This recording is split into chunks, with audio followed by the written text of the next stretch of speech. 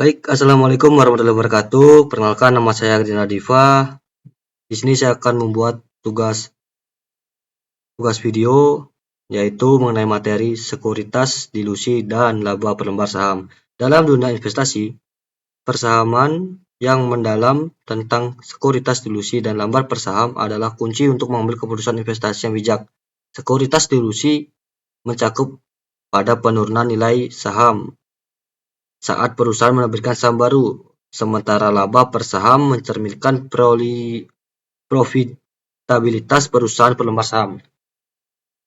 Definisi sekuritas dilusi adalah penurunan harga saham atau nilai per lembar saham suatu perusahaan akibat adanya penerbitan saham baru, opsi saham, atau instrumen ekuitas lainnya yang dapat dikonversi menjadi saham. Hal ini terjadi karena penambahan jumlah saham beredar yang dilakukan perusahaan akan membuat nilai masing-masing saham menjadi lebih kecil. Penyebab terjadinya sekuritas dilusi dibagi menjadi 3, yaitu penerbitan saham baru, yang kedua konversi sekuritas, yang ketiga akuisisi dan atau merger. Yang pertama, perusahaan dapat menerbitkan saham baru untuk mendapatkan modal tambahan, namun hal ini akan menjadi peningkatan jumlah saham yang beredar dan penurunan kepemilikan pemegang saham lama. Yang kedua, penerbitan obligasi konvertibel atau opsi saham dapat mendilusi saham ketika sekuritas tersebut dikonversi menjadi saham baru. Yang ketiga, ketika sebuah perusahaan mengakuisisi atau bergabung dengan perusahaan lain, saham baru mungkin akan diterbitkan yang dapat menurunkan kepemilikan pemegang saham lama. Dampak sekuritas dilusi terhadap laba per saham dibagi menjadi 3, yaitu penurunan laba per saham, yang kedua mengurangi nilai perusahaan, yang ketiga meningkatkan risiko investasi. Yang pertama, penerbitan laba saham. Penerbitan sekuritas dilusi seperti opsi saham dan warah akan menambah jumlah saham beredar. Hal ini akan mengakibatkan penurunan laba per saham karena laba perusahaan dibagi menjadi lebih banyak jumlah saham. Yang kedua, sekuritas dilusi akan menurun harga saham karena investor memprediksikan potensi laba perusahaan akan terdistribusi ke lebih banyak pihak. Hal ini dapat mengurangi nilai perusahaan secara keseluruhan. Yang ketiga, meningkatkan risiko investasi. Dengan terdilusinya laba per saham, investor akan menghadapi risiko yang lebih tinggi dalam berinvestasi di perusahaan. Perhitungan laba terdilusi dibagi menjadi. Untuk perhitungannya yaitu pada nomor 3, pada rumus perhitungan. Untuk rumusnya itu laba per saham terdilusi sama dengan laba bersih dibagi jumlah dari penjumlahan jumlah saham biasa dengan jumlah saham yang diterbitkan akibat konversi. Seperti itu. Perbedaan laba per saham dasar dan terdilusi. Untuk yang pertama yaitu saham dasar.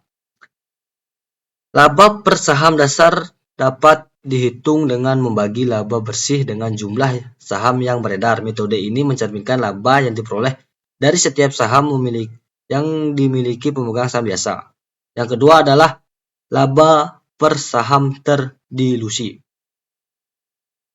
Memperhitungkan potensi dilusi dari instrumen yang dapat dikonversi menjadi saham biasa seperti obligasi konversi atau opsi saham. Metode ini memberikan gambaran yang lebih terrealistis tentang laba per saham. Perbedaan umumnya itu saham dasar itu cenderung lebih tinggi daripada laba saham terdilusi karena laba saham terdilusi itu menghitungkan potensi dilusi terlebih dahulu. Seperti itu. Faktor yang mempengaruhi laba per saham terdilusi dibagi menjadi 3, yaitu penerbitan saham baru. Dibagi menjadi 4, maaf. Yaitu pertama penerbitan saham baru, yang kedua konversi sekuritas, yang ketiga akuisisi atau penggabungan usaha, yang keempat perubahan kebijakan akuntansi. Seperti itu. Untuk yang pertama, penerbitan saham baru akan meningkatkan jumlah saham beredar yang dapat menurunkan laba per saham. Hal ini terjadi karena laba bersih perusahaan akan terbagi lebih banyak jumlah sahamnya. Yang kedua adalah konversi sekuritas.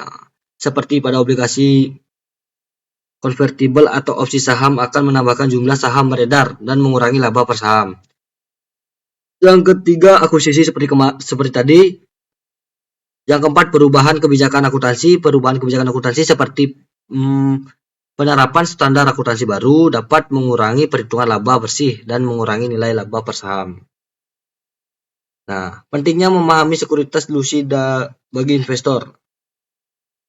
Pemahaman yang mendalam tentang sekuritas delusi sangat penting. Hal ini memungkinkan karena membuat keputusan investasi lebih tepat dan meminimalisir risiko terjadinya penurunan atau terikatnya penurunan laba per saham. Dengan menguasai konsep sekuritas delusi, investor dapat lebih akurat untuk menghitungkan valuasi perusahaan dan